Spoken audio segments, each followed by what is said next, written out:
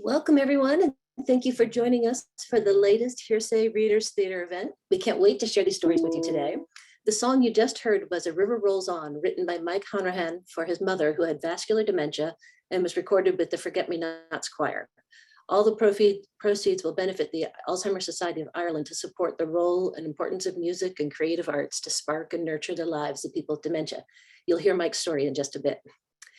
I'd like to take a moment for the members of the Hearsay team to introduce themselves. I'm Caroline. I'm a writer and designer based at the UCSF Memory and Aging Center and the Global Brain Health Institute.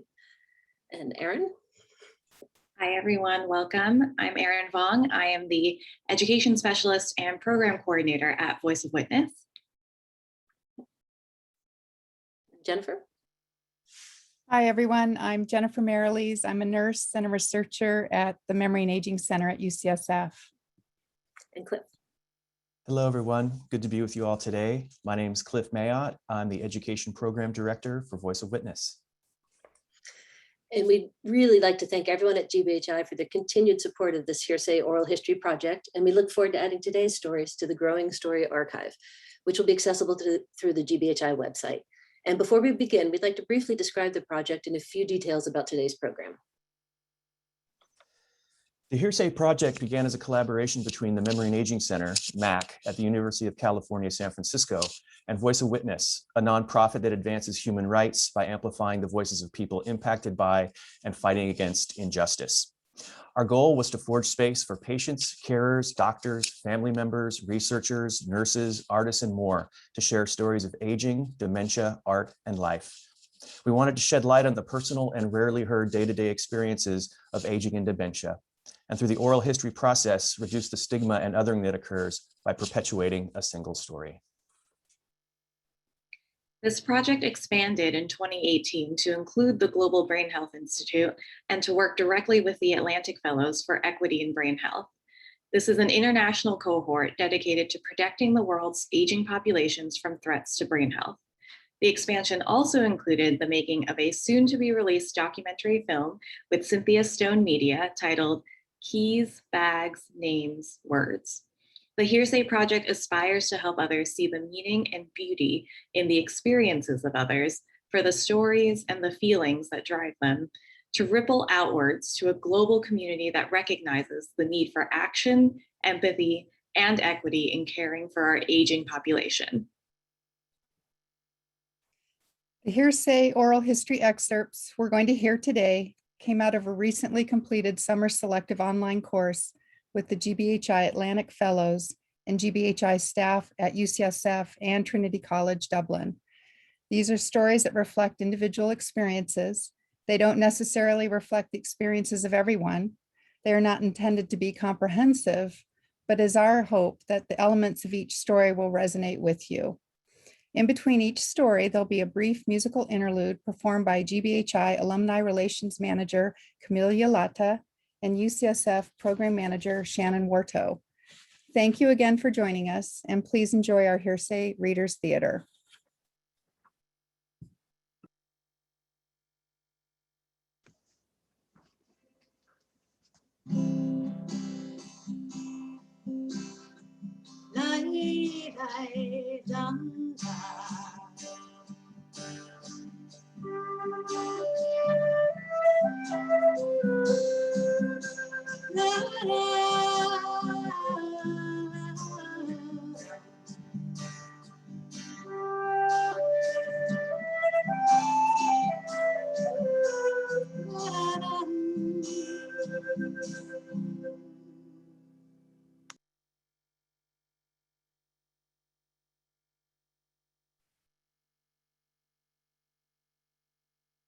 And now I'd like to introduce you to my good friend, Kevin Quaid, also known as Quaid or Big K the DJ, or Gags or Gaggins or Professor Gaggins, take your pick. He'll answer to them all. Kevin is the author of Lewy Body Dementia, Survival and Me, which was published a few years ago, and now he's planning the launch of his second book, I Am Kevin, Not Lewy. My name is Karen Meenan, and I'm an Atlantic Fellow for the Global Brain Health Equity, for Equity in the Global Brain Health Institute. And I asked Kevin a couple of questions. And the first one I asked him was if his talent for writing was apparent from his school days. And this is the conversation that followed. You have to be joking. I wish you could have seen me when I was at school. I was the class clown, or as we used to say, the boyo in the classroom. Not only did I not have a talent for writing when I was young, I hated and detested schoolwork. I have to say though, all through my school days in both national and secondary school, I got on very well with my teachers. You know, we were raised to have respect for our elders. So every now and then, if I meet an old teacher in town, I would always address them by their full name. My old school principal died just a few weeks ago, but every time I met him in the town, I would say, "Hello, Mr. Doody." And even if he would ask me to call him by his first name, I said that I couldn't. He would always be Mr. Doody to me. And now that I'm thinking about Mr. Doody, I remember that he was a great pal of my grandfather's, and it just conjuring up the image of my early school days. It brings back another memory when I thought I had buried deep down. I was plagued with a nickname for 54 years, and I'll tell you the story. My mother's father, my grandfather, was very fond of me. I was the apple of his eye. He minded me every second and hour of the day that he could. I adored him, and he adored me. And for the first 4 years of my life, we were inseparable. He took me with him everywhere he went. So one September, I found myself in this massive building, but it seemed like thousands of other children running around and a lot of strange adults. And I felt like I was in a prison. I was out in the yard at lunchtime that very first day of school, feeling very lonely and uncomfortable when I spotted my grandfather walking by the railings. You know, I actually feel sad now as I'm telling you the story. I couldn't say his name properly, so I called him Gag. So that day I shouted out, "Gag," multiple times so he could rescue me from this prison. He just waved at me and walked past the railings. I burst out crying and I couldn't stop. I just kept shouting, "Gag." I was sobbing my heart out long after he left. The one person in the world who loved me and could save me from this prison just walked on by and waved. I was heartbroken. The children started to tease me, and that made the situation worse. And so my nickname, Gags, was born.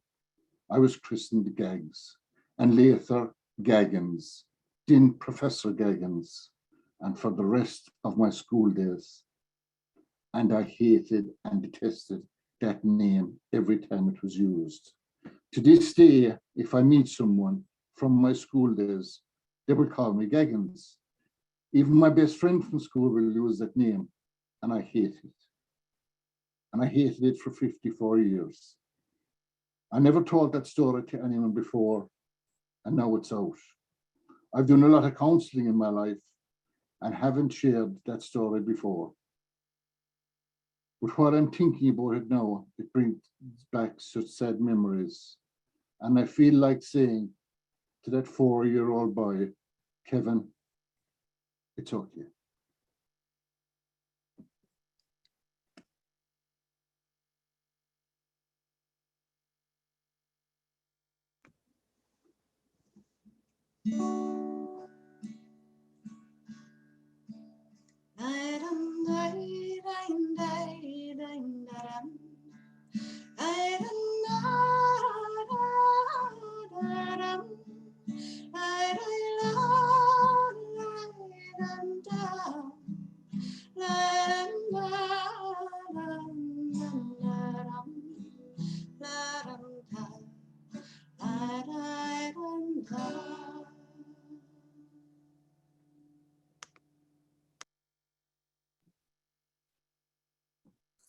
Carers also need care. Interview and reading by Funmi Akindejoye. Elizabeth Swanwick is a 53-year-old Nigerian who lives in the UK and functions as the primary caregiver of her 89-year-old mom, who has active dementia. She has a background in public relations. Elizabeth, or Liz, has a little dog, and her mom has a cat, and they both sat with her during the course of this interview.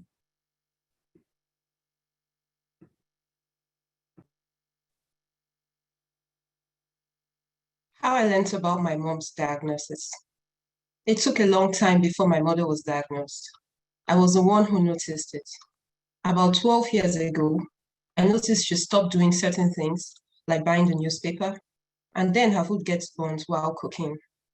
One time, when I called, she said to me, "I had my shower this morning and I washed myself from head to toe." I thought to myself, that's an odd comment to make. My mom is very numerical. She likes her numbers. She was a mathematician and very good with numbers. Years ago, she started doing a lot of these puzzles and word search. She became obsessed with it. One time at Bristol, I was with my cousin and her husband. My cousin is a nurse. They took me aside to the kitchen and said to me, "Obviously, mommy has dementia," because they could see the signs. That was when I noticed she got into this puzzle book thing quite obsessively. They said it's because she knows she can do that and she has to do it. Another time we stayed in an hotel in Bristol, myself, my niece, and my mom. She woke up one morning and said, "Oh, have we gone back to London?" Eventually, she was diagnosed when a lady from the memory clinic disclosed that she has active dementia. Although she still knows very well how to have a shower, make a cup of tea, and put some porridge in the microwave. However, music makes the difference. I remember during her birthday, I played a Bobby Benson song, "If You Marry Taxi Driver." Initially, she was engrossed with her puzzles, but once I played the song, she put her pen and paper down and started dancing. She really enjoyed it.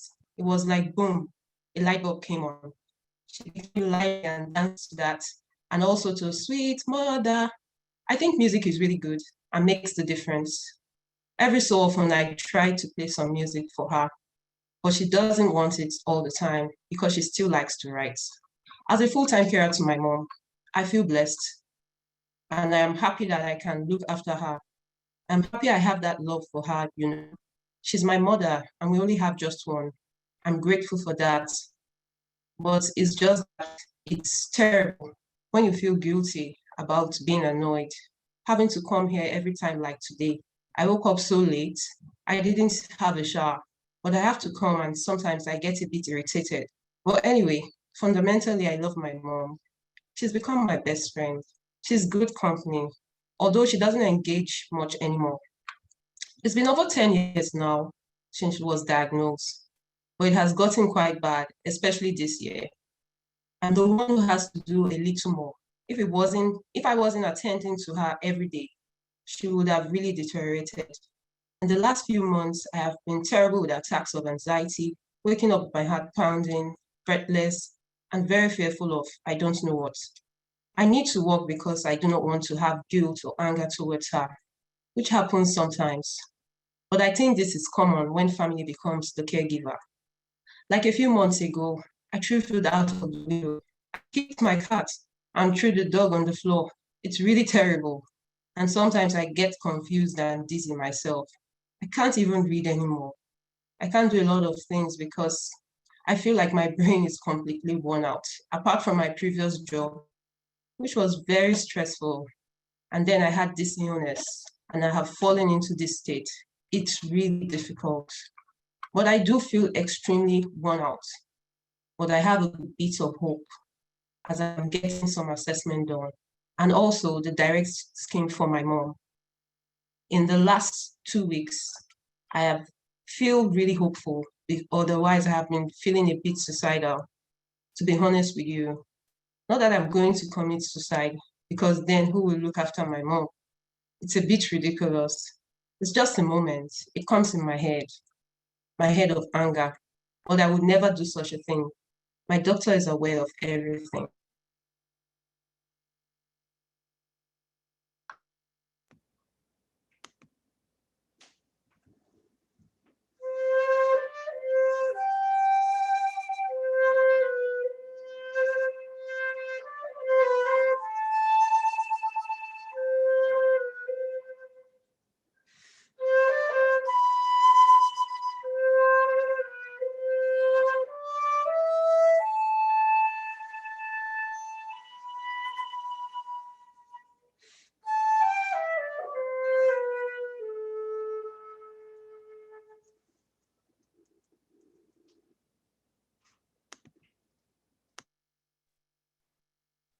Art Coble lives in Southern California with his wife, Melanie. Melanie served as the primary caregiver for her mother, Rita, through her advanced dementia. Throughout Art's 30-plus year relationship with Rita, she always had a strong personality, which especially shone through when it came to the well-being of her grandchildren.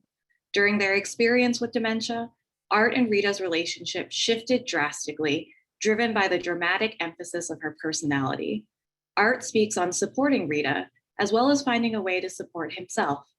Read by Art's son, Roger Coble.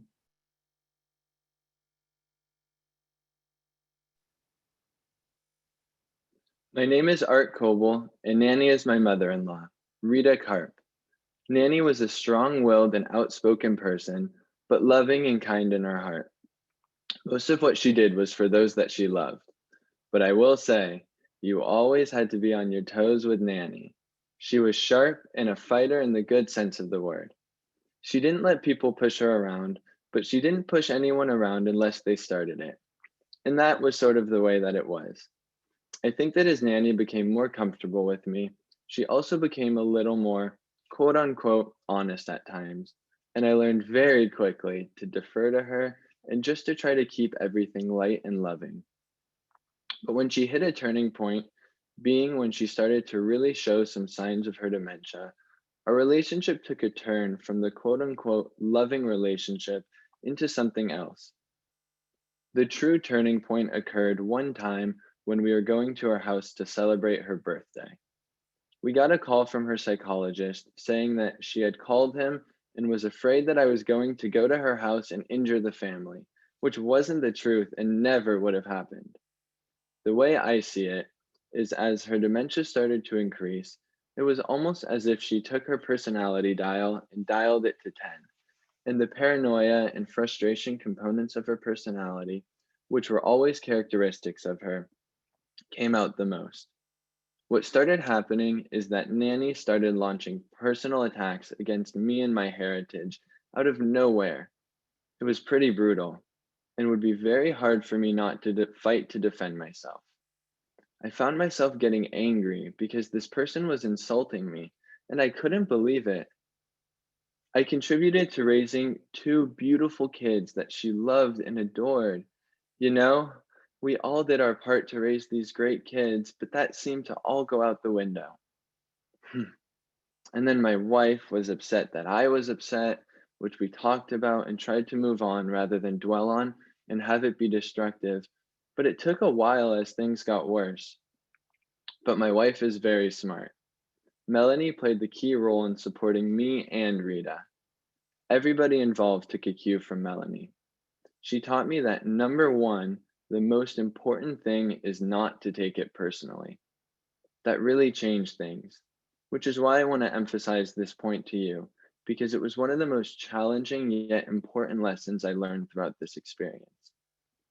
It took a while for me to be able to fully adopt to this perspective, but it got to the point where Rita could say anything that she wanted to me, and I just took it. If it got to be too much, I would quietly excuse myself, but I would never engage with her on those attacks because there was no reason to. Why give her that agitation when you can just support her the best that you can? One thing I noticed as she further declined into dementia, like deeply into dementia, was that another change occurred. What I really tried to do at this point was tell her I loved her, comfort her if I could, and I took every opportunity I could to at least get one or two smiles and laughs out of her. And it worked. I found her sense of humor, and I would do everything I could to make her laugh. I felt that I had found, by pure luck, a path back to the old relationship, a path back to our connection. And it was important. I really enjoyed it, and it made things more pleasant, and I think it made things more pleasant for her. If I could get Nanny to laugh or smile, then it was worth it. And it was real.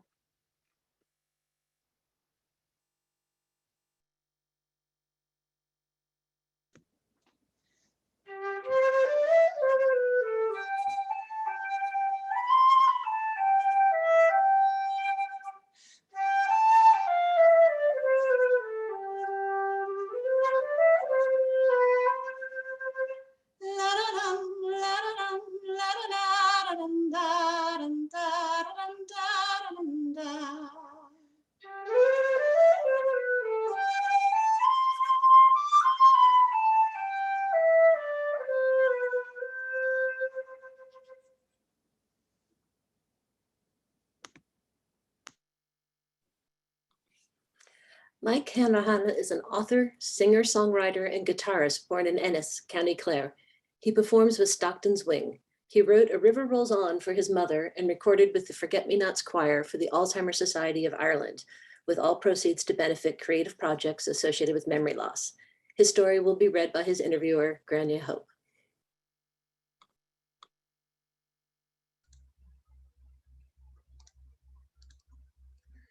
A River Rolls On, a song for my mother, Mary Kelleher. Mother spent the final 7 to 10 years of her life suffering with vascular dementia. The last 4 were in a care home, wheelchair bound. The role of the family reversed. We now nurtured the woman who gave us everything. It was a difficult and sometimes harrowing time. A River Rolls On was my prayer to her after a difficult visit. I saw her life as a river that began as a little stream high in the mountain, rolling down to meander its way through the landscape of her experience, heading for the ocean. Ironically, since her passing, the song is now part of my journey, taking me into a new world, seeking out a better understanding of memory loss, and how I, as an artist, can assist in the global movement to talk dementia and create a more inclusive society for all, those who suffer and those who provide care. I believe we have come together for a reason. Each day and each meeting with you and other like-minded people associated with brain health brings clarity to the reason. It is slowly showing itself to me. In time, my mum's death will have a profound effect on me. My brother Kevin and I visited 2 months before she died. She was in an almost catatonic state until we played tunes and sang songs. Her eyes were smiling. We knew she was happy. All 3 of us were reconnected through the music. Each year we have performed a concert at her care home. To watch an entire room full of people living with dementia-related conditions toe tap, sing and smile in appreciation fills the musician with pride and hope. Music and dance connects. Some of my childhood friends have recently been diagnosed in their late 50s. I have to find creative ways to help them somehow. To do this, I need to connect, to educate myself a little more on brain disease. I know I'm not an academic, but I hear academia reaching out to my community more and more to come and help. The well is part of our heritage. Can you imagine creating an information well where people can come and go, giving and drawing from a life experience? Experience is the great master. It teaches us, and in turn we should pass on that knowledge gained. Many carer families are left by the wayside when their loved ones die. We should locate that well and invite the world to come. The recording of A River Rolls On was an incredible achievement by the Forget-Me-Nots Choir, considering COVID-19, lockdown, isolation, and limited recording facilities. In many cases, it was on an iPhone, and that created its own challenge to teach a new technique, not to mention a new song with fresh harmony lines. Sheer and glorious determination. That is the real story of A River Rolls On, the story about a choir created by 3 sisters to give their mother a space to sing while living with memory loss. This year, they were recording a single for radio and a video for TV. So if the 3 sisters and those involved in the choir can make such a huge contribution to our world, can you imagine the mountains we could move working together? I spent 10 years with great Ronnie Drew on the road, in a car, in restaurants, theatres and the odd pub, just the 2 of us. I learned so much from him and gladly discovered since that the feeling was mutual. Ronnie taught me how to give, especially in performance. He was a very charitable man. He once explained that in life there comes a moment when it is time to give something back. Mum and Dad advised us to follow your gut, and it has always held true. When I trust my instincts, I have no apologies to make, none. But if I choose to go against those instincts, there's consternation left in the wake of such a decision. So I am following my gut this time. My river rolls on. My new chapter is full of wonderful new friends, and I look forward to the challenge, but most of all, I look forward to locating a well that will help create an inclusive society, one we will all be proud to retire to.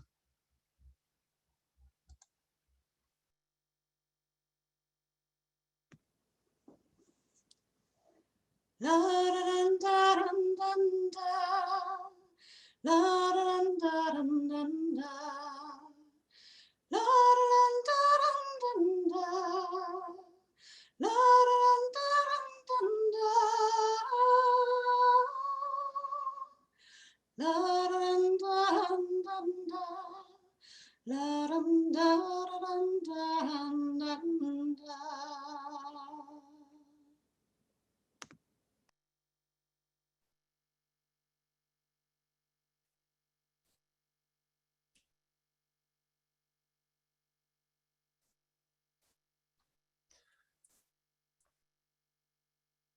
Helen's story will be read by her interviewer, Sarah Fox. Helen is a nurse by training and currently works as a project manager with an organization called Dementia United. Dementia United is a part of the health and social care sector in Greater Manchester in the UK. Her work aims to shape policy and improve the lives of people living with dementia across the city. Helen sat down with Sarah despite a busy day of back-to-back meetings for an engaging, open, and warm conversation.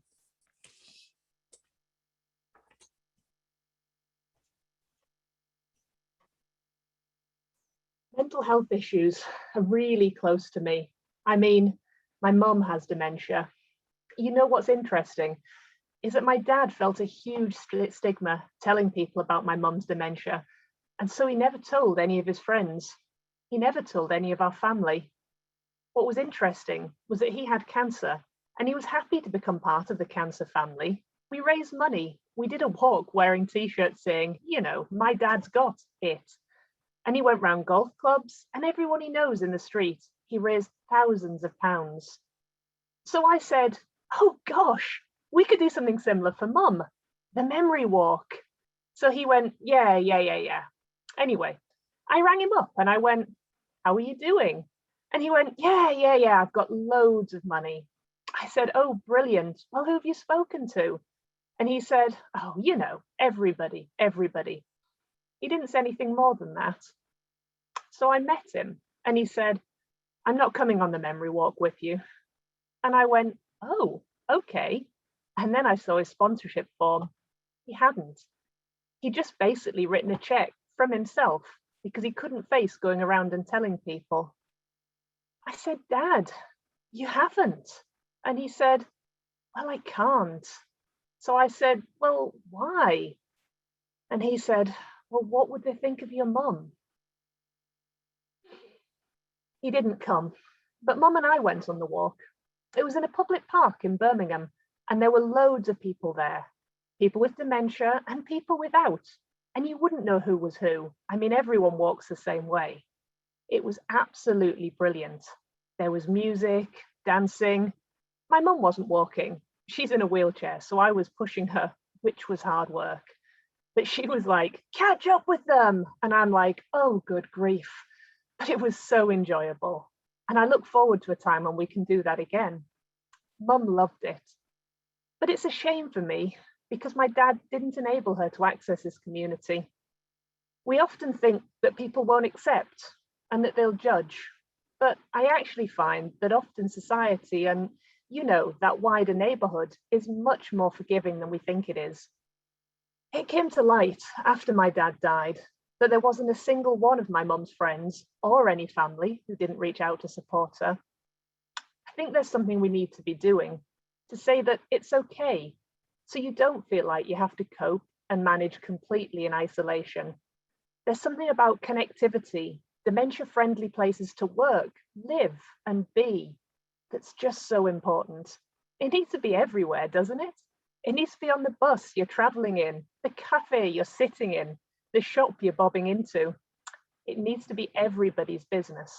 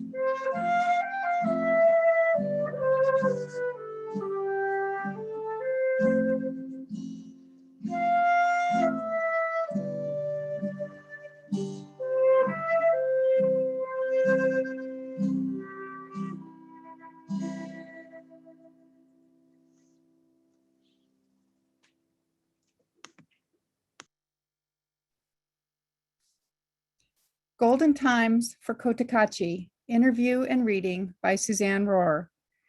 Kuri Tituaña is a geriatric physician from Ecuador. She is an Atlantic Fellow for Equity and Brain Health from the 2020 cohort. Kuri develops programs that serve older people living with dementia, especially Indigenous people in poverty conditions. Her work and her vision to improve the health of disadvantaged older people in her community reflects strength, courage, and resilience.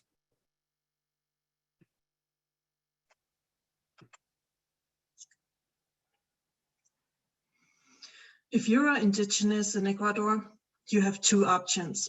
You can stick to your native language, your customs, your clothes, or you even change your name. A lot of Indigenous do it because being Indigenous is considered a disadvantage. Indigenous are a minority in Ecuador. Most people are mestizos, a mix of European and Indigenous heritage. Many Indigenous give mestizos names to their children to avoid discrimination. But my father wanted to fight, and so he changed his name back to an Indigenous name, and so is my name. My name is Kuri Pacha. It is Quechua language, and it means golden times. So I am from Ecuador. I was born in Cuba because my parents at that time received a fellowship to study there. It was too difficult for them to access higher education in Ecuador because they are Indigenous. Now they have a better status because of their education. My mother is a physician. My father is an economist. My life was easier because of my parents. When I was younger, I felt shame of being Indigenous. We have a lot of history in the population. It's hard. You know, everybody tells you as a child, you cannot do this, you cannot do that, you cannot think, you cannot go to a school. And for women, it's even worse. 30 years ago, you could not sit down on a bus because the seats were for the mestizos. If you were Indigenous, you were expected to travel on foot. My parents were very tired of the discrimination. They said to me, you can do everything. You are no less than anybody. Today, I live in Cotacachi, a mostly Indigenous community in the north of Ecuador. We have 4 different regions: the coast, the Andes, the Amazon, and the Galapagos Islands. I am in the Andes with lots of mountains and volcanoes. It's lovely here, it's peaceful. I live in a more urban area of the region. Most of the state is rural. While we in Cotacachi have internet, light, and water, if you walk just 10 minutes from here, then there are really poor areas without electricity and any basic services. I spent most of my life in Cotacachi and I really like it because it is a small town. I don't really like big cities. My grandfather lived here and all family, my parents, my sisters are here. So that's the reason why I am here and because I want to help my people. It's the reason why I went to study medicine. I have this one childhood memory. I'm going to be a physician like my mother. I'm going to study in Cuba just like my mother. I was then in Cuba for 6 years. It was liberating to be in Cuba because there was no xenophobia. In the beginning, I was even scared to go back to Ecuador, but now I'm happy here. But it took 4 years to be comfortable again. I was always interested in vulnerable populations, especially older people. They don't have a lot of support here. I identify with them. And that's why I decided to specialize in geriatrics, which is really new here, even for physicians. I mean, you know, there are a lot of problems with aging, but I guess education is key. My inspiration around education is actually my own grandfather. He used to be a farmer. He grew up in the mountains with cows and sheep. But already when he was 8 years old, he thought, I don't want this life for my family, so I'm going to work for a better life. And he did. And he said to my mother and my aunts and uncles, study, study, study, study, because it's going to be easier and you can change things. That was the force of my grandfather. So maybe I can't change the world, but I can change my community. I think especially low education is the main problem for the development of cognitive decline. A study found 40% of women in Ecuador living in rural areas have cognitive impairment. And it's a majority of the indigenous population who lives in these rural areas. Currently here in Ecuador, We have no diagnosis for dementia because we think all of these problems are normal. But fortunately, we're starting to talk about dementia, about geriatrics, about aging. My long-term goal is increased awareness of dementia and easy accessibility of cognitive assessments, because this is so new for physicians. I want to make their work easier by giving them validated tools. So basically, I am here today because of the inspiration of my grandfather. Sadly, he passed away last year. He had Alzheimer's. I was starting to take care of him and he died some months later when the pandemic started. But we have this belief that he is still here. He passed away, but he's still here. Thank you, grandfather, for inspiring us.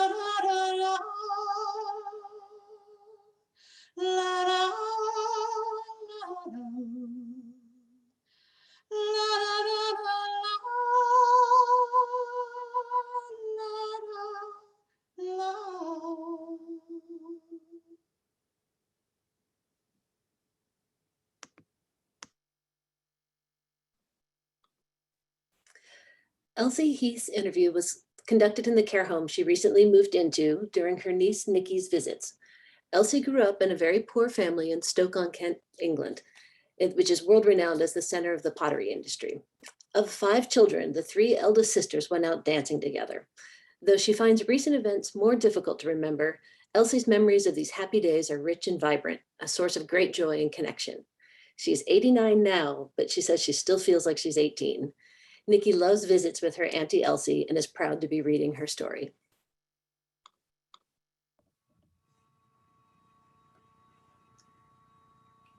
Don't they have dance halls now?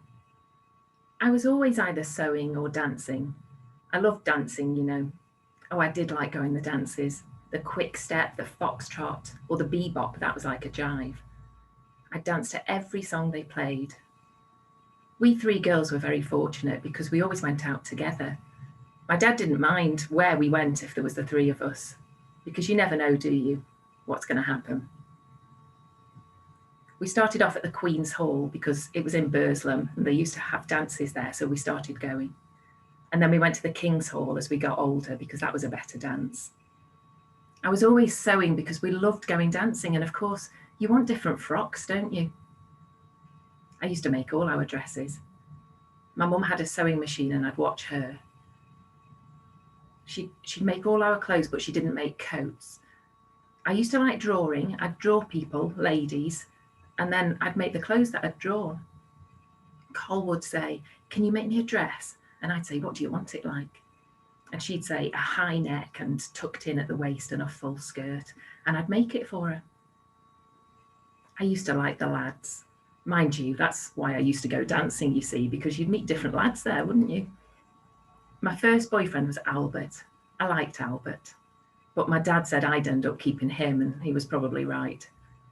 And there was Vic, but no sooner a word as a blow. Not with me, but he'd fight anybody. So that didn't go down very well. My dad wasn't keen on him. No, no, no. And who else came after that? Oh, Johnny, very tall, 6'2". He was a nice lad. And Bill after that, a bit posh. I think he was from London. He'd got a brother named Fred, I remember that. And I married Wallace, who was on the quiet side. He was a terrible dancer, could just about take a turn around the floor. But he was a lovely, lovely man.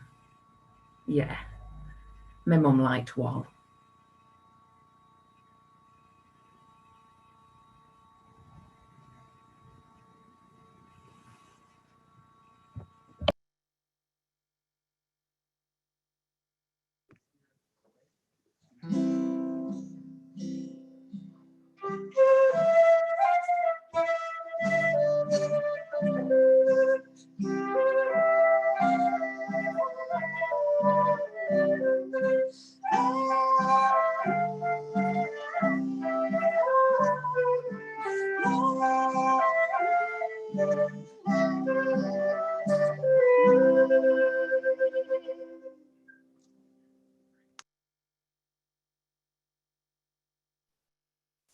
Liz Ann lives in New York City, but was raised in Minneapolis.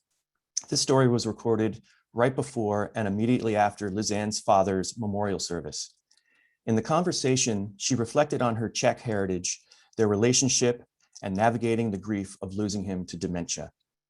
Liz Ann's story will be read by her interviewer, Atlantic Fellow Magda Kaczmarska.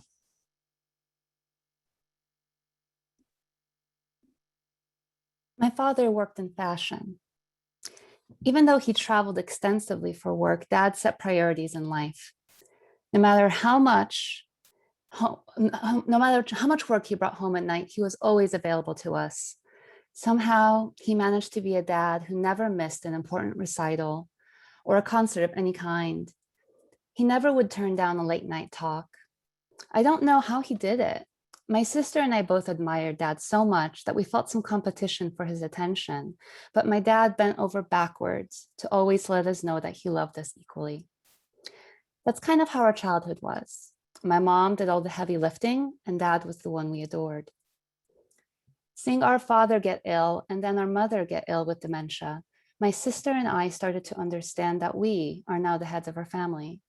Even though my mom is still alive, she's not really functional in that way. So there came a point where we had to make a decision that it was time for us to lead. But it took a while for that to dawn on us because it's a transition you're not ready for, especially when they're still living as opposed to them dying and having to deal. Initially, it was the little things. Dad was a highly intellectual person, a voracious reader, very social, and he always had a pile of no less than 10 or 12 library books on the table by his chair. Every day he read the Wall Street Journal, the New York Times, and the Minneapolis Star Tribune. He loved to have intellectual conversations. And one day there just weren't library books there anymore, or it was the same 2 books and they weren't ever changing. And suddenly I realized Dad wasn't reading anymore, and that was strange. I remember taking my dad to have a conversation with their physician, who also was seeing the early signs. Between me and my mom and the physician, we had to sort of sit down and talk to intervene with Dad and say that we would really like him to get this evaluated. We'd been noticing these things, and he just kind of nodded and nodded. I remember I flew in that morning to Minneapolis and went straight to the doctor's office and met them there. And I remember throwing up in the bathroom at the airport because I was so nervous about having to be a part of that, and how heartbreaking it was to have to admit that this was going on with my dad and that he might need extra help and what that was going to look like. And I was so scared and so nervous. And he just nodded through the whole appointment. And afterwards, we went out to the car. And like I said, we're not a family that's super heart on the sleeve necessarily, but I looked at him and I said, "So Dad, what did you think about what Dr. Veracruz said?"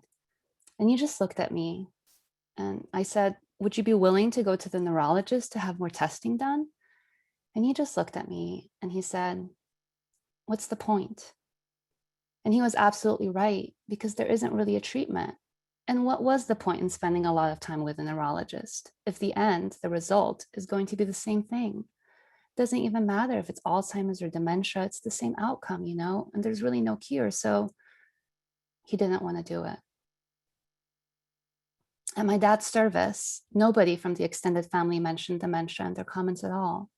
They protected themselves from it because they didn't want to see him that way. There were a couple of people from the family who came out afterwards and said, "These last couple of years must have been really hard for you and your sister." And the answer is, yeah, it was a circus. Every day and day in and day out, things to coordinate, and special needs and files and trips to the hospital, and just things about medication and concerns that he wasn't able to take care of himself in certain ways, trying to manage a revolving door of health aides, making sure he ate, and on and on and on and on. It was a circus. And the family didn't really understand that because they didn't really go there. Part of the reason for that is that my dad was the oldest and everybody counted on him for everything. For the last 40 years, my dad had been the patriarch in our family. And you don't really expect to take care of someone who's supposed to take care of you, unless I guess you're the daughter, Everybody wants to remember him as the person who gave so much to them, but nobody really stepped forward to do that much for him. And it's not because they're trying to be unkind, but because it's impossible to understand unless you've been through it. Dementia is very unkind that way. Knowing that Dad died over a year ago, it's still very fresh, but I'm easing into it more with having not just a physical death, but now the service behind me. It's painful, you know, and I miss him, but I've missed him for a long time. Until they're physically gone, you can't say they're gone, you know. It's a rite of passage, I guess.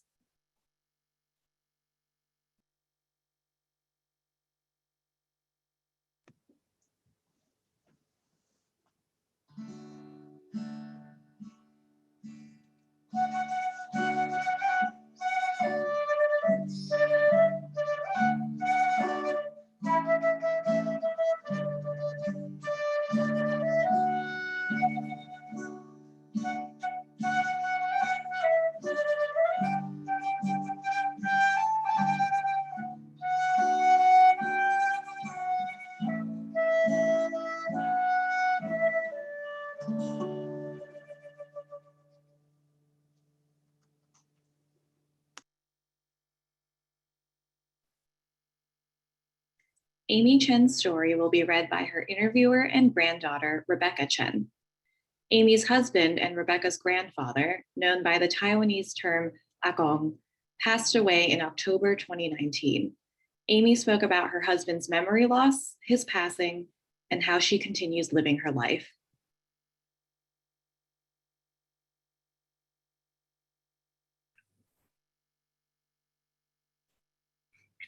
You know, since Akong passed away, I suddenly feel like I'm getting old, much older. I don't know. Usually, you know, a lot of the financial things or mail, he did those kinds of things. And I mostly was there doing the housework, like cooking or planting things. And then when he passed away, it seems like I have to do everything now. A lot of things I'm not used to. And sometimes I don't know too much. So I feel a little bit difficult and frustrated, especially driving. I haven't driven for so long. So I'm worried because everybody here, they all are driving fast and they are always not too patient. Sometimes you can make a right turn when red. I'm not sure I want to make a turn, you know, until it's green, but sometimes they can't wait. I was afraid to go to the highway. Now I'm afraid to go to the city because of the parking. Here, we don't need parallel parking. I don't know, I can't do that too well. That's why I don't feel like going. I still miss him so much. By myself, I feel a little lonely and quiet. Here, I have 3 friends. 2 of them are the same as me. Husbands have passed away. Only one has a husband. She's called Chen, and she will plan places to take a walk, which she will find out from the computer. She can drive very well, so usually we all go to her house and she drives. I have a Fitbit, so sometimes we walk. How do I say 100, sometimes even 100,000 steps. Then we will go to have lunch together. Sometimes we go to McDonald's and Burger King, or I will go to their house and we will bring things and have a picnic. In Huntington, we have state parks and beaches, so we will often walk in the beach too. You know, this road, everybody has to go through it, right? Someday. Nobody will live forever. Everybody has to go through this. Maybe God thinks it's almost his time, so he wants him to go. I don't know. But I'm glad I have you all, 3 children, Aunt Lily, Kenny, and your daddy. And I have all 6 nice grandchildren. So I think God has been very kind to me, to us. Till now, everything we go through very smoothly together.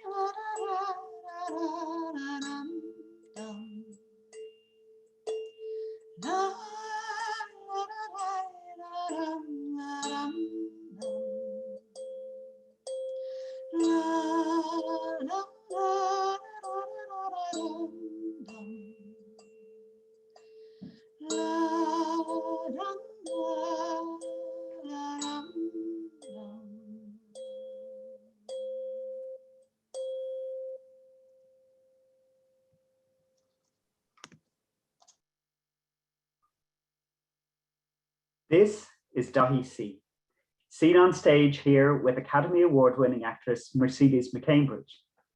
Born in the south side of Chicago, Daithí is an Irish-American who's lived and worked all over the world. Now resident in a small seaside town in the south of Ireland, he's built an LGBTQI+ rainbow family around him.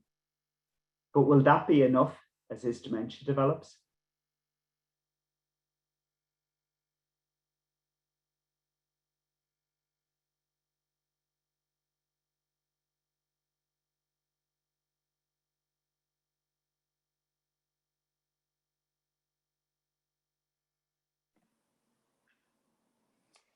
I grew up on the south side of Chicago, which of course has a very large Irish American population.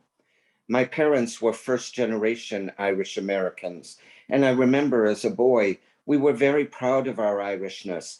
But I think my parents, like so many others, were well into their assimilation. So when I was in Istanbul years later, teaching English as a second language, I remember talking with a teacher colleague who was from Ireland, Sharon, and she told me that if I wanted, I could become an Irish citizen through descent, but I wasn't aware of that. And although it took a while, quite a while, and a lot of research, it was the best investment I ever made because it opened the world to me. By the time I came to Ireland to establish residency, however, I had already been diagnosed with early onset dementia in Chicago. So I needed to be looking for LGBTQI inclusive care, and I wasn't finding it here in Ireland. The Rainbow House in Stockholm, which had opened, had a very lengthy waiting list, and so did the one in Berlin. And since then, they've opened in other cities around Germany, the Netherlands, even very Catholic Italy has opened one in Rome. Paris announced one just this week. Well, I'm still not finding one here in Ireland. I mean, there's so much talent and passion around queer issues and intergenerationality, and that does give me hope. I just hope that I maintain sufficient capacity for as long as I can so I can find what I need. My goal in all of this is to make certain that at the end of my yellow brick road, that my essential queerness is acknowledged and celebrated and not erased. That's my biggest fear. I mean, everything else around diminishing capacity, I don't want my core queerness erased by heteronormative care. And that's a big risk. I've heard of it happening, and I can't have that happen. And I don't want prayers. I don't want rosary beads.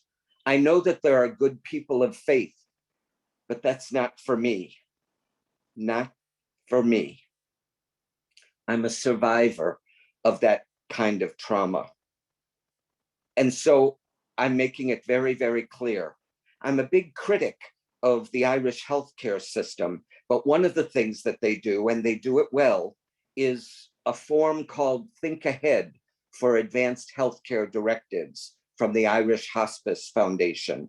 I have it here in Ireland, and I want it respected and heard when I'm no longer able to speak for myself. I want queer advocates to speak on my behalf. And apart from just queerness, people need to realize that we are sexual to the end of our lives. It's a fundamental human need. And by that, I don't mean necessarily penetrative sex, although that's okay too, but challenging this idea that older people somehow reach an age where we turn off our sexual selves. No, absolutely not. And the devastating impact that COVID has had on something as simple and yet powerful and visceral as touch. You know, the skin hunger that COVID has precipitated in a variety of ways. I was born in the mid-20th century. I'm part of that Stonewall generation where it was a sin to be queer in the Catholic Church. It was a crime to be queer in the United States or in Ireland. and considered sick or ill by the medical community. Well, thankfully, that has all moved on, but there are still far too many healthcare practitioners, however well-intentioned, who are clueless when it comes to the particular needs of older LGBTQI persons, particularly if those persons are in any way gender variant, whether that spectrum is transgender or gender non-conforming, as I am. And as you see, I don't want to be, as my capacity is already beginning to diminish, I don't want to have to invest an ounce of energy in equivalence. You know, be gone, be gone, be gone. There's no more pathology for me. I am a gift of queer fabulosity. And if you have a problem with that, that's your problem.